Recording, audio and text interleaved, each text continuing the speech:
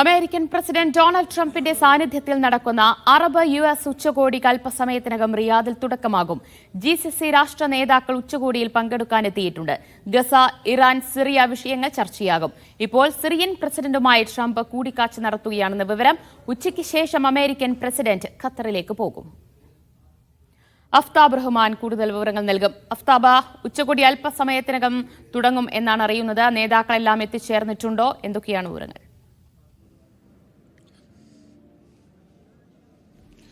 ദിവ്യ, 10 മിനിറ്റിനകം ഉച്ചകോടിക്ക് തുടക്കമാകുമെന്നുള്ളതാണ് നമുക്ക് ഇപ്പോൾ ലഭ്യമാകുന്ന വിവരം. ഏതായിരുന്നാലും GCC രാഷ്ട്ര നേതാക്കളെല്ലാം തന്നെ ഇതിനായി എത്തിയിട്ടുണ്ട്. അതിലെടുത്തു പറയേണ്ടത് ഖത്തർ അമീറിന്റെ സാന്നിധ്യമാണ്. ഒപ്പം തന്നെ അബുദാബി കിരീടാവകാശിയും ഒപ്പം തന്നെ കുവൈത്ത് അമീറും എല്ലാം തന്നെ എത്തിയിട്ടുണ്ട്. ഈ ഉച്ചകോടി ഏറ്റവും പ്രാധാന്യം അർഹിക്കുന്നത് ഗസ യുദ്ധത്തിന് ശേഷം ട്രംപ് പശ്ചിമേഷ്യയിൽ എത്തുകയും ഒപ്പം തന്നെ അദ്ദേഹത്തിന്റെ രണ്ടാമത്തെ വിദേശ സന്ദർശനത്തിൽ ഗസയുമായി ബന്ധപ്പെട്ട നിർണായക നീക്കങ്ങൾ നടത്തുമെന്ന് പ്രഖ്യാപിക്കുകയും ചെയ്തതാണ്. അതുകൊണ്ട് തന്നെ ഇന്ന് നടക്കുന്ന GCC ഉച്ചകോടിയിൽ ട്രംപ് ഗസ യുദ്ധവുമായി ബന്ധപ്പെട്ടും ഗസയിലെ വംശഹത്യയുമായി ബന്ധപ്പെട്ടും ഒപ്പം തന്നെ ഇറാനുമായി ബന്ധപ്പെട്ടും പ്രതികരണം നടത്തുമെന്നുള്ളതാണ് നമ്മൾ പ്രതീക്ഷിക്കുന്നത്. ഗൾഫ് രാഷ്ട്രങ്ങൾ വലിയ തോതിൽ സമ്മർദ്ദം ഈ യുദ്ധം അവസാനിപ്പിക്കാൻ വേണ്ടി ചെലുത്തുന്നുണ്ട്.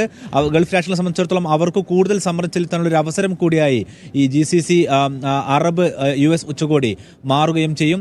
ഇപ്പോൾ ട്രംപ് നേരത്തെ കഴിഞ്ഞ ദിവസം സിറിയക്ക് മേലുള്ള ഉപരോധം അവസാനിപ്പിച്ചിരുന്നു.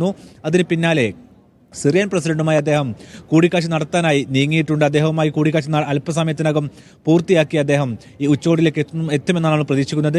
ഇനി എല്ലാവരും ഉറ്റുനോക്കുന്നത് ഖത്തറിലേക്കാണ്. ഇന്ന് ഉച്ചയ്ക്ക് ശേഷം ട്രംപ് ഖത്തറിലേക്ക് പോകുന്നുണ്ട്. ഇന്ത്യൻ സമയം വൈകിട്ട് 5 മണിയോടുകൂടി ട്രംപ് ഖത്തറിലെത്തുകയും അവിടെ വെച്ച് മോചിതരായ ചില ബന്ദികളുമായും ഒപ്പം തന്നെ ഇസ്രായേൽ പ്രതിനിധികളുമായും ഒപ്പം ഖത്തറുമായും തന്നെ വെടിനിർത്തലിലേക്കുള്ള കാര്യങ്ങൾ പൊടുന്നനെ നീക്കുവാനുള്ള ശ്രമങ്ങൾ അവിടെ വെച്ച് ഉണ്ടാകുമെന്നാണ് നമ്മൾ പ്രതീക്ഷിക്കുന്നത്.